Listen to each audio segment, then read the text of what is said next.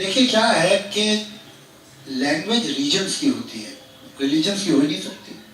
بھائی پنجاب کی زبان پنجابی ہے، بنگال کی زبان بنگالی ہے، گجرات کی زبان گجراتی ہے،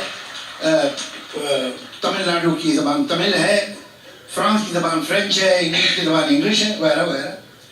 یہ ایک جھوٹ بولا گیا کہ لینگویج جو ہے وہ ایک ریلیجن کی ہوتی ہے. یہ کس ریلیجن کی ہے؟ اس لیے کہ جو ٹو نیشن تھیوری جس کی وجہ سے اس ملک کے ٹکڑے ہوئے وہی جھوٹ تھی، اور یہ اس کا ایک حصہ ہے.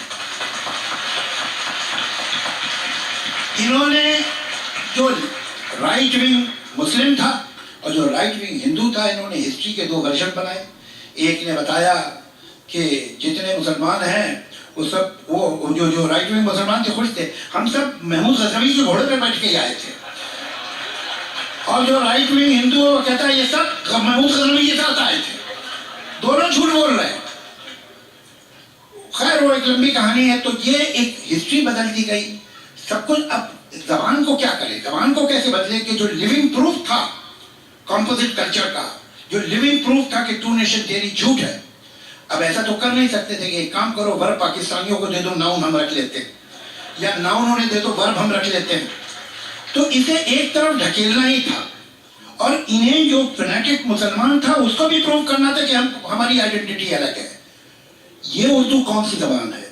1798 میں پہلی دفعہ اسی شہر دلی میں ایک اسکالر تھے شاہ عبد القادر، جنہوں نے قرآن کا ترجمہ اردو میں کیا. as late as 1798 مطلب ایک 250 سال پہلے، which is nothing. قرآن کا ٹرانسلیشن سندھی میں اس سے 700 سال پہلے ہو چکا تھا. جب انہوں نے قرآن کا ترجمہ شاہ عبد القادر نے اردو میں کیا تو جتنے اس زمانے کے امام تھے سب نے کفر کا فتویٰ دے دیا اسے کہ یہ آدمی بے شرم ایسی مقدس ایسی پوتر کتاب کا اس گندی زبان میں ترجمہ کیا اس نے. یہ اردو 1798 سے ایک 50 سال بعد اس کے سر پہ ٹوپی رکھ دی گئی اور داڑھی چپکا دی گئی اس کے. یہ وہ زبان ہے. آپ کو میں اس کے بارے میں بتاؤں and I am saying it with great pride کہ دنیا میں جتنی زبانیں ہیں ان کی پوئٹری ہمیشہ ریلیجیس پوئٹری سے شروع ہوتی ہے. وہ چاہے لیٹن ہو، چاہے گریک ہو، چاہے انگلش، کوئی ہمز ہوں گے، ڈیٹیز کی تعریف میں ہوگا، بھجن ہوں گے. اس کے بعد دھیرے دھیرے پوئٹری میں دوسرے ٹاپکس آتے ہیں. Urdu is one language in the world and I am saying with total confidence جس کی پہلے دن سے شاعری اینٹی ریلیجوسٹی تھی، اینٹی فنڈامنٹلزم تھی. آپ یہ دیکھیے کتنا بڑا جھوٹ ثابت ہوا کہ 10 کروڑ مسلمان جو بنگلہ دیش میں تھے انہوں نے کہا ہم اردو نہیں پڑھیں گے، ہم بنگلہ پڑھیں گے. میری مادری زبان اردو ہے، پڑھا ملتے ہیں. ان کو پورا رائٹ ہے اپنی مدر لینگویج ٹنگ پڑھنے کا، اور انہیں کوئی نہیں مجبور کر سکتا کہ اردو ہے cost of their mother tongue پڑھے. جب 10 کروڑ نے کہہ دیا 7 کروڑ سے کہ ہمیں اردو نہیں پڑھنی، ہمیں بنگالی پڑھنی، اس کے بعد کس منہ سے کوئی کہہ سکتا ہے کہ اردو مسلمانوں کی زبان ہے؟ کیا بات. مجھے یہاں زیادہ تر لوگ جو بیٹھے ہیں ان میں سے اکثر پنجابی ہوں گے، زیادہ تر لوگ ہیں. مجھے آپ لوگ سے ایک شکایت ہے، اردو آپ کی زبان تھی. جتنا اچھا لٹریچر پچھلے 100 سال میں پروڈیوس ہوا ہے اردو میں، اس کا میجر حصہ پنجاب سے آیا ہے. پنجاب نے بڑے رائٹر پیدا کیے ہیں. آپ نے مان کیسے لیا کہ زبان آپ کی نہیں ہے؟ وہ تو کشمیر پہ بھی دعویٰ کرتے ہیں اور اردو پہ بھی دعویٰ کرتے ہیں، دونوں دعوے غلط ہیں.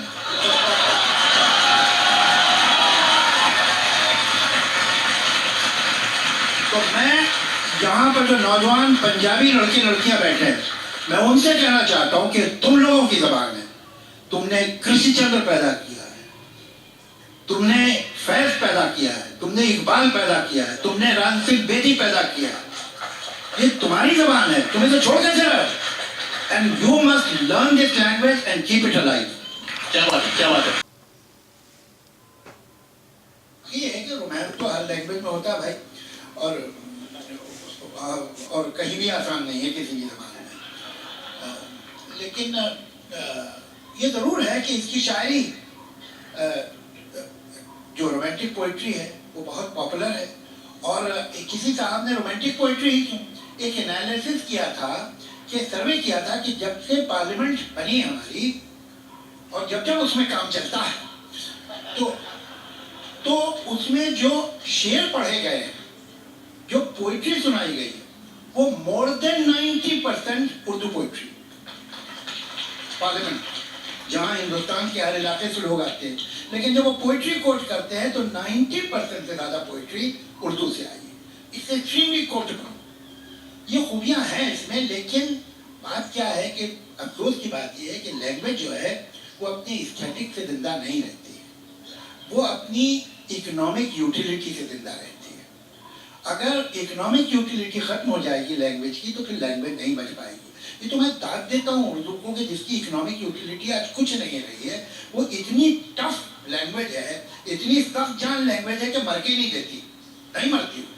वो टीवी में चली जाती है, वो सिनेमा में चली जाती है, वो यंगस्टर्स के नोटबुक्स में चली जाती है, वो जिंदा रहती है, वो लोगों की बातचीत में रहती है। बावजूद इसके ये कमाल है, it's strange paradox about Urdu कि इसके पढ़ने वाले दिन ब दिन कम हो रहे हैं और इसके चाहने वाले दिन ब दिन बढ़ रहे हैं। क्या बात, क्या बात। ये किसी और शुक्रिया। ये मुनस्सर इस बात पे है कि जो आपकी फिल्म है उसका पिच क्या है। अगर आपने एक कहा कि भाई हम इस लेवल पे फिल्म बना रहे हैं, उसमें ये सीन, ये डायलॉग ठीक लगेगा। अगर आप रियलिज्म का लेवल ज्यादा रखते हैं, फिर बाद में इस तरह की लिबर्टी लेते हैं तो ठीक नहीं लगेगा। ये डिपेंड करता है कि किस सुर में आप गाना गा रहे हैं, उस सुर में ये नोट ठीक लगेगा और किसी दूसरे सुर में है तो नहीं लगेगा। तो ये मुनस्सर है कि अब आप मुगल आजम के डायलॉग अगर किसी एक कंटेम्प्रेरी पिक्चर में डाल देंगे तो अजीब से लगेगी, लेकिन मुगल आजम में ठीक लग रहे। हकीकत यह है कि मुगल आजम की जो जबान थी वो ना अकबर जानता था, ना सलीम जानता था, ना अनारकली जानती थी। उस जमाने में उर्दू की डेवलप ही नहीं थी। मुझे शक है कि अकबर को मालूम भी था कि उर्दू नाम की कोई जबान है दुनिया में। वो तो बेचारा कुछ पर्शियन बोल लेता था, उसके बाद काठियावाड़ी बोलता था, अवधी बोलता था और पंजाबी बोलता था। ये आपको मालूम है पंजाबी बोलता था?